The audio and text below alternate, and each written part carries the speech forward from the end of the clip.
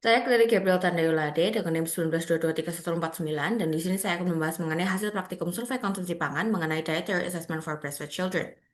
Jadi, nutritional assessment adalah prosedur yang melibatkan interpretasi informasi dari biomarker giat dan gizi serta studi antropometri dan klinis.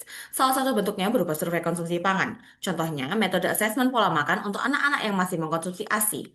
Dalam metode ini dilakukan penilaian terhadap IYCF.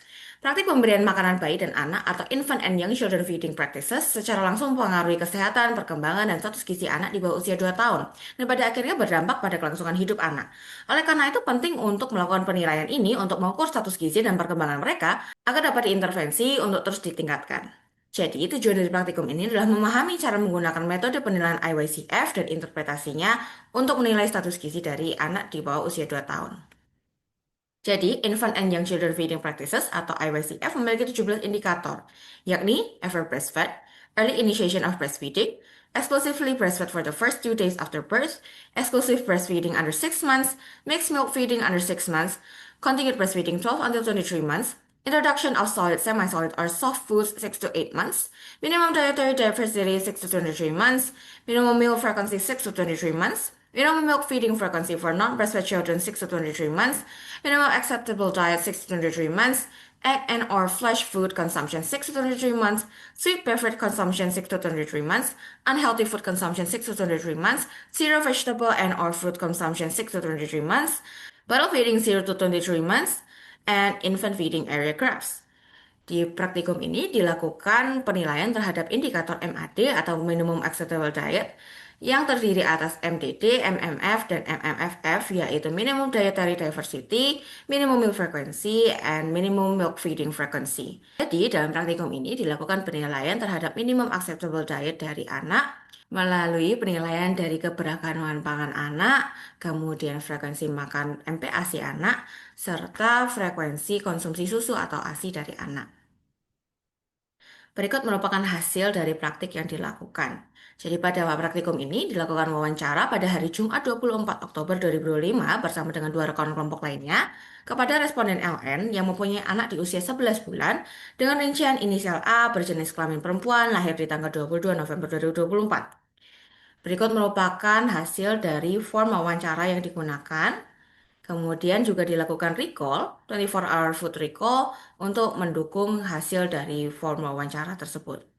Bisa dilihat dari sini bahwa anak A mengkonsumsi ASI dan MPASI, di mana setiap konsumsi MPASI diselingi dengan konsumsi air mineral. Jika kita lihat dari hasil praktikum, anak A mengkonsumsi 7 dari 8 kelompok pangan selama 24 jam terakhir. Oleh karena itu dapat disimpulkan bahwa anak A mendapatkan asupan yang cukup berdasarkan indikator keberagaman pangan atau MDD.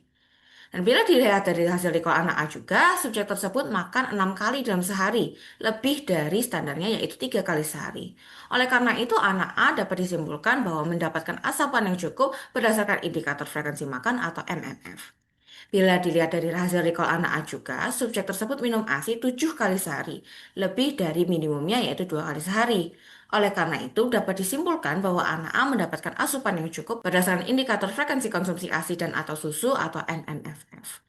Jadi, dapat disimpulkan bahwa anak tersebut memenuhi indikator MAD atau Minimum Acceptable Diet, sehingga dapat diartikan bahwa anak ini memiliki asupan yang dapat dinilai baik. Jadi kesimpulannya adalah praktik pemberian makanan bayi dan anak atau infant and young children feeding practices secara langsung mempengaruhi kesehatan, perkembangan, dan status gizi anak di bawah usia 2 tahun.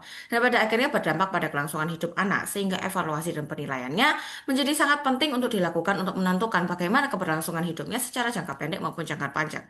Dalam penilaian ini dapat dibandingkan dengan 17 indikator yang tersedia, yang mana salah satunya adalah minimum acceptable diet, yang dapat ditentukan dari 3 indikator yaitu MDD, MMF, dan MMFF.